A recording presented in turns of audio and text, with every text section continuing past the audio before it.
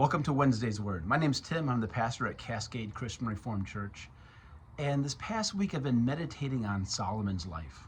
Solomon, when I was a little kid, was always elevated as the wisest of kings. There's that famous story of him with the two women and the one baby and trying to decide whose baby it was. Solomon says, take the sword out and chop it in half. They can both have half the baby. And one of the women says, no, anything. Please let the baby live. And Solomon knew that was the true baby or the true mother. And so we understood his wisdom. The Queen of Sheba came and brought spices and gorillas and orangutans, and he was world famous for his wisdom. At the same time, he's worshiping God at the high places. He's doing political and marriage alliances with Egypt, the place that held Israel in captive, and we were warned not to go back to them. By the end of his life, he has 700 wives, 300 concubines, building shrines to detestable gods. He's not a man pursuing God with all of his heart. Because of that, the kingdom is divided in half. His son is even bigger fool than Solomon is. And after that, the nation is plunged into chaos and upheaval. Pretty soon they'll be in exile. It's a heartbreaking story. And one of the things I'm learning, and a theme I've brought up in many of these videos in the writings that go along with them, is that we have to change our understanding of the Bible from a book of heroes to a book about God.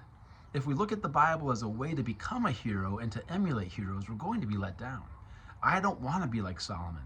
I don't want to be given all the wisdom only to realize, as he would write in the book of Ecclesiastes, that it amounts to nothing, that all of his wisdom was a chasing after the wind.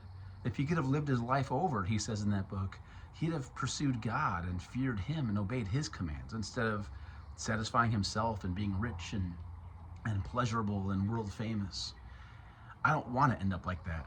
I don't want to end up like David, who defeats giants, but also is defeated by the giant of my own lust and ambition. I don't want to be like Paul, who starts off as a bloodthirsty man who struggles with legalism, who has a thorn in the flesh.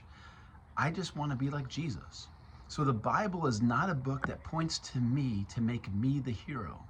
The Bible is a book that points to Jesus and doesn't make him a hero to emulate.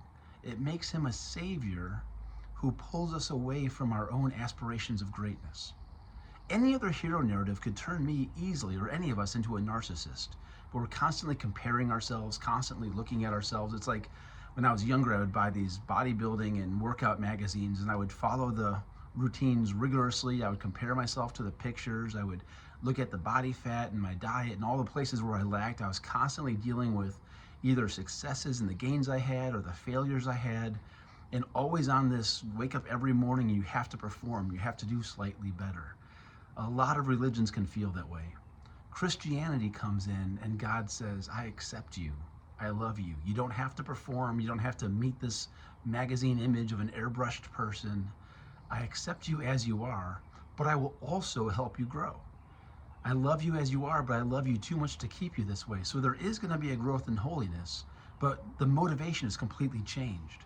You're not working hard to attain to some degree of love and acceptance. You're working hard because you've been loved and accepted and pulled into a greater thing. That's what Solomon didn't understand. Solomon seems to be filled with his wisdom, filled with his success, and he's driving to be himself, driving to be his best, most fully present self. He is a model of self-actualization that is distanced from God. He's not what I want to emulate. Instead, I would rather be the woman at the well. I would rather be Peter, who abandoned Jesus and is returned back to his old job, and Jesus making me breakfast and asking me if he loves me. I'd rather be a story of grace than somebody who tries to get puffed up on his own success. And so this week, as you read the Bible, keep that in mind. It's not a book that's proving how great you are or how fallen you are or how much of a hero you need to be. It's a book that showcases the splendors of God's love, the glory of his grace, and the fact that you're accepted exactly the way you are today. All right, that's all I got. God bless.